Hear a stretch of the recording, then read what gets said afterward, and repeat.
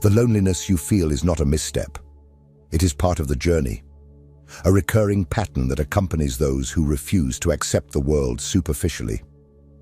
History is relentless in this regard. Every time someone dares to think too much, see too much, speak truths that no one wants to hear, that person is isolated.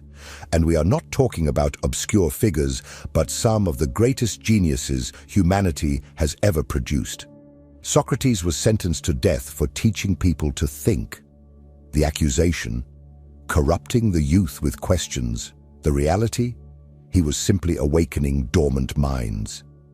Galileo was forced to deny his discoveries to avoid execution by the church. Nikola Tesla died alone in a hotel room while the world celebrated the men who stole his ideas. And Schopenhauer, one of the brightest and most acerbic thinkers of the 19th century, lived in disdain during his lifetime, only to be recognized long after his death. The pattern is clear. The deeper the thought, the more violent the rejection. Why does this happen? Because the thinker is an anomaly in the system. They do not fit in, do not repeat, do not obey. They observe from the outside, question what everyone accepts, and, worse still, point out the contradictions that no one wants to see. This generates discomfort, resentment, and fear, and society does not forgive those who make it look in the mirror. This rejection does not come only from institutions or authorities. It comes from the small interactions of everyday life. It comes from that conversation where you realize you need to stay silent to avoid being labeled as too intense. It comes from the constant feeling of not belonging anywhere. It comes from the frustration of not being able to connect with people who live anesthetized by empty distractions. You talk about silence. They talk about reality shows. You question the meaning of existence. They ask if you've seen the latest viral meme. And over time, you begin to silence yourself. Not for lack of voice, but for lack of ears. Society does not know what to do with those who see too much. Therefore, it turns the thinker into a lone wolf. But there is a difference between solitude and forced isolation. The former can be a choice, the latter a punishment. And that is what most thinkers experience, a punishment for not fitting the mold. But do not be fooled. This loneliness is not the end. It can, in fact, be the beginning of a new way of existing, a more authentic, more conscious, more free way. And to understand why this loneliness is inevitable, but also necessary, we need to look inside the human brain. Because what lies behind the rejection of deep thought is not just cultural, it is biological. And that is what we will explore in the next part. You can be the most polite human being in the world. You can speak sweetly, try to fit in, not show superiority. But if you are truly intelligent, sooner or later, you will notice something unsettling. Your mere presence is uncomfortable. Even when silent, even when discreet, you generate tension. And this is not just social. It is biological. The human mind is tribal. We evolved in small groups where survival depended on collective acceptance. Being rejected by the group meant, in prehistory, being left to die. The human brain still carries this code of fear, the fear of everything that threatens the cohesion of the group. And a mind that thinks too much is a threat. It is not the content of what you say that bothers. It is the fact that you see things that others cannot see. Your vision hurts the stability of the group. By raising questions, proposing reflections, or simply not laughing at the same jokes, you unconsciously challenge the invisible rules of social coexistence, and the other person's brain feels this as a rupture, a risk. Studies in neuroscience show that when someone feels intellectually inferior, the brain activates the amygdala, the center of fear and threat. Intelligence is often processed as a predator, not because you are going to attack someone, but because you represent the unknown, the discomfort, the out of script. And the different has always been a reason for exclusion in human history. Moreover, Modern society reinforces this tribalism. Schools standardize thinking. Social networks create bubbles. The algorithm does not want you to think, it wants you to click. And you, with your restless mind, with your thirst for meaning, represent exactly what the system does not know how to handle. You do not settle for shallow answers. You do not content yourself with the surface. And this is a problem for a world that lives on appearances. The result? You become the complicated, the weird, the too intense. But deep down, the truth is different. You are a reminder that most people are just surviving, not living. They are repeating ideas, not reflecting. They are anesthetized, not conscious. But what to do with this burden? How to live in a society that seems to have no space for minds like yours? How to preserve your lucidity without being crushed by the weight of rejection? This is exactly what we will explore in the next part.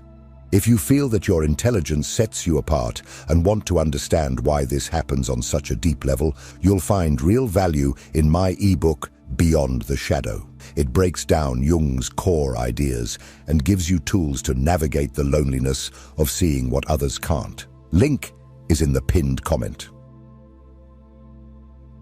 If you have made it this far, it is because you understand the weight of carrying a mind that doesn't fit in. And no, you don't need to fit in, but you need to learn to survive, and more than that, to thrive, even in a world that seems to have been made to silence people like you. The question now is not to change who you are, but to transform your clarity into strength, your sensitivity into wisdom, your solitude into a temple. Arthur Schopenhauer, with all his philosophical harshness, did not believe that the world was a fair place for the intelligent. For him, the elevated mind would inevitably be lonely, but not a sad loneliness, rather a chosen solitude. He argued that the thinker should embrace isolation as a refuge, not as punishment, because it is in silence, introspection, and distancing from the masses that the mind finds clarity. Solitude is the fate of all exceptional spirits, he said. If you feel that no one understands you, that conversation has become exhausting, that social environments drain your soul, perhaps it is time to stop forcing yourself. Stop fighting for acceptance where there is no fertile ground for depth. Instead, start to select people, places, conversations. Trade quantity for quality. A single true dialogue is worth more than 1,000 empty interactions. And no, this does not mean living isolated from the world. It means finding a way to live in the world without losing your identity. A valuable trick is to learn to modulate your language. Not every place deserves your depth. Not every listener is ready for your vision. This is not censorship, it is strategy. Schopenhauer himself said, "Never share the depth of your thoughts with those who live on the surface. Use your intelligence as a selective mirror. Show the reflection only to those who have the courage to look." Another key is to cultivate spaces for expression and expansion. It could be a journal, a channel, an art form. Put your mind to create, not just to reflect. Produce meaning where there is chaos. Intelligence, when it finds no outlet, implodes. But when channeled, it transforms the invisible into beauty, language, and impact. And finally, find your own, even if few, even if distant. The internet has allowed scattered souls around the world to connect. Reading groups, philosophical forums, deep conversations in private messages. All of this can be a sanctuary for minds like yours. Your tribe exists. You just need to stop seeking approval in the wrong places. But even with all this, there is a truth we need to face with maturity. Being intelligent in a world that fears intelligence will continue to be a challenge. And the deeper you go, the lonelier the path may seem. But there is a hidden gift in this journey, and that is what we will reveal in the last part. The silent gift of seeing what others do not see, and how to turn that gift into power. Prepare to see your own value with new eyes. There is a price to pay for seeing too much, for thinking too much, for feeling too much. It is the price of awareness. And awareness, contrary to what is preached out there, does not bring peace. It brings truth. And truth, almost always, hurts. You have probably tried to be like others. You have tried to fit in, to be silent, to mold yourself. You have tried to seem less intense, less analytical, less you. But every time you did that, something inside you died a little. Because there is no freedom in hiding, only exhaustion. And the world, which rejects you for being different, also does not reward you for pretending to be the same. But here's the twist. What makes you excluded is exactly what makes you necessary. The world needs eyes that see where others do not. It needs voices that challenge comfort. It needs minds that do not submit to the superficial. And you are one of those minds. It's not about adapting, but about positioning yourself.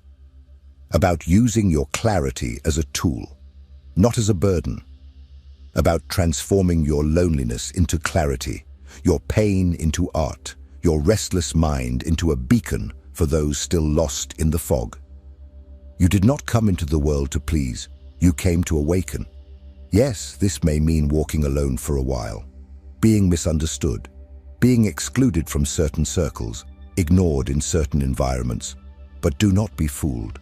The masses do not reject you, they reject what they are not yet ready to understand. And everything that is new, true, and powerful has always been ridiculed before being recognized. Schopenhauer, Nietzsche, Pascal, Tesla, Turing, all were marginalized in life. All were considered too much. And, ironically, it was they who shaped the future. You carry that same spark. The difference is that now you have the chance to understand your role before it's too late, to accept yourself before the world is ready for it. If this message spoke to you, if at any moment in the video you thought this is exactly how I feel, I want you to write in the comments, I see. Because that is what differentiates those who have awakened from those who are still asleep. And if you see, you are not alone. There are others like you. Here. Now.